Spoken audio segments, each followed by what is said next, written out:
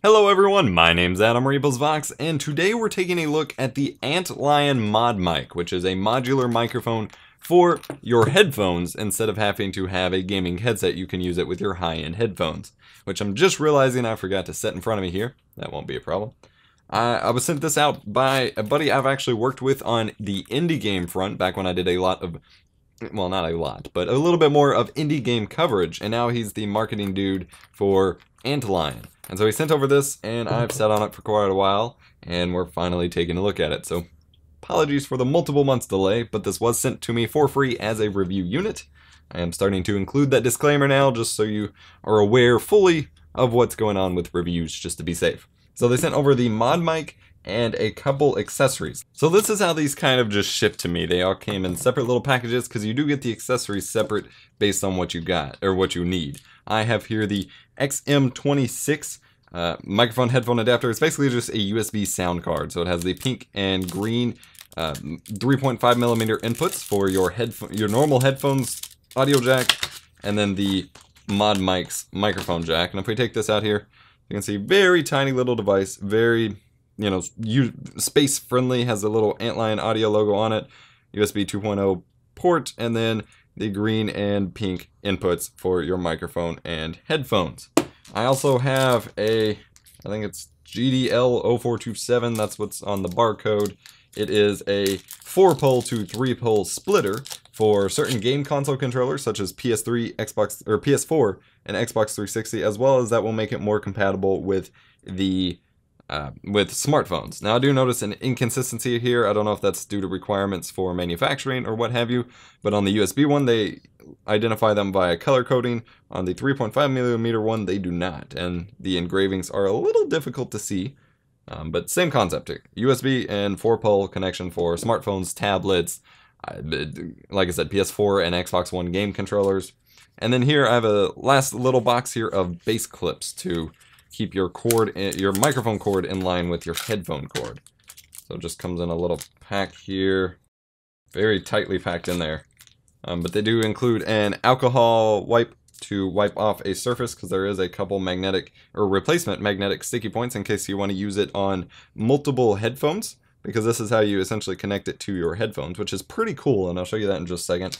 And then you have a bunch of these wire clips here to allow you to clip it, like I said, clip the microphone cable onto your headphone cable. Scooping all of that aside for a minute, let's take a look at the big, nice, protective zipper pouch for the microphone itself. I like it quite a lot. It does say AntLion on the front, of course. We open it up here, and that does have the main microphone module and cable itself, as well as the original sticky pad. And then surface choicing, it is a 0.5-inch circle of adhesive that we'll need to strap on there. And I'm going to show you the kinds of headphones that it wouldn't work on. These are actually a rarity. I don't use a lot of normal headphones. I use mostly high-end, like audiophile level ones. So for example, the ones I'll be attaching it to are these AKG K7XXs, as they have big flat surface areas that I can stick the mic onto. But another pair that I use quite often, the Beyerdynamic DT990s, has this like ridged ear cup here that would be very difficult to find a spot to stick the mic onto. I'm going to try to see if I can fit it along this edge here, but it may not stick on there at all. So just something to keep in mind before you buy here. We'll get the mic slid out of its packaging. And then also in this zipper pouch, we've got another alcohol wipe, and it looks like just a real couple mic clips and another magnetic attaching pad. I'm just going to leave the wipe in there. I don't really need it right now. Alright, so this is the microphone itself. Pretty basic looking. You can position it wherever you like, which I do quite like. And then, like I said, it does have this. Oh, and it already comes with a magnetic base attached to it. But you can see that's quite the strong magnet.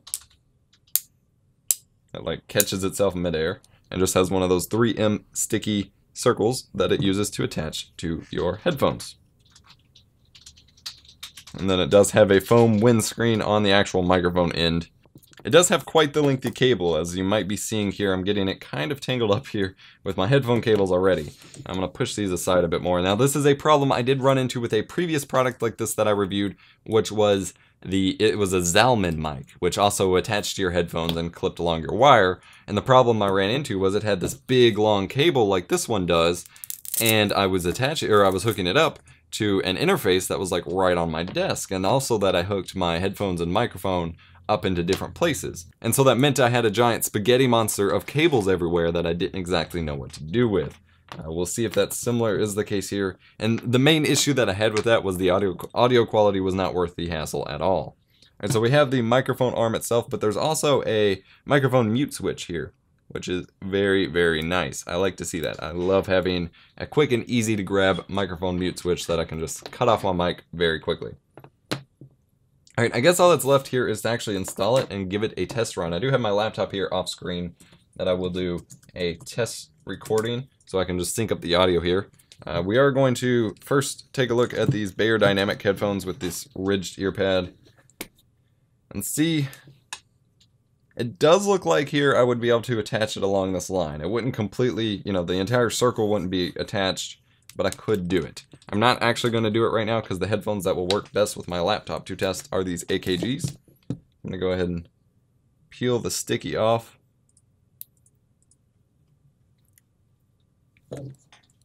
And slap it on my, should be on my left ear cup.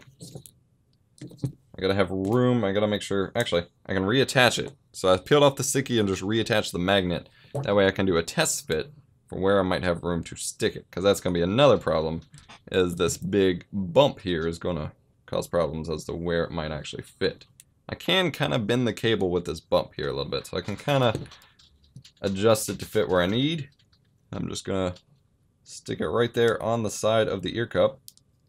I'm gonna hold it in place for a minute here just to make sure that it fully attaches and stuff. You don't want this thing falling off while you're using it, and the magnet's strong enough that it's not gonna be the magnet that falls off. It's going to be the sticky stuff if you do it wrong.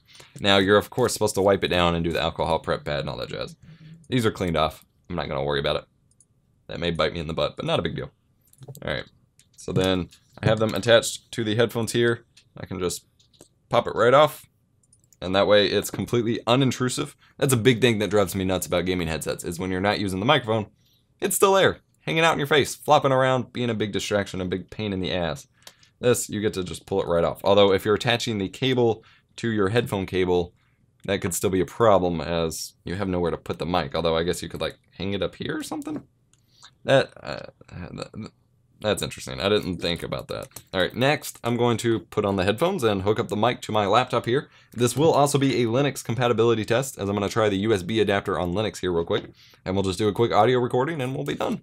Alright, so I have it hooked up here in Audacity, and it does work with Linux. The microphone input, or the USB adapter, is working in my Ubuntu laptop situation. However, I'm trying to record in Audacity, and there's immediately a ton of like handling noise of the microphone bouncing around here, since it's kind of got like a spring load to it the way it works. And I'm peaking like crazy, so I'm gonna try to adjust my input volume real quick. But it does work in Linux, and it is working, but I'm just like blowing the crap out of the audio here, so I'm gonna try to fix it. This is a microphone test using the AntLion ModMic hooked up to my AKG K7XX headphones. They are bouncing around quite a bit, and I'm still picking up a lot of handling noise, but I do have it lowered so I'm not totally clipping or peaking out. This is a second test using the AntLion ModMic. I have it a little bit further away from my mouth so it shouldn't be jarring around quite as much as I talk. This is a test. Test, 1, 2, 3. Test, 1, 2, 3.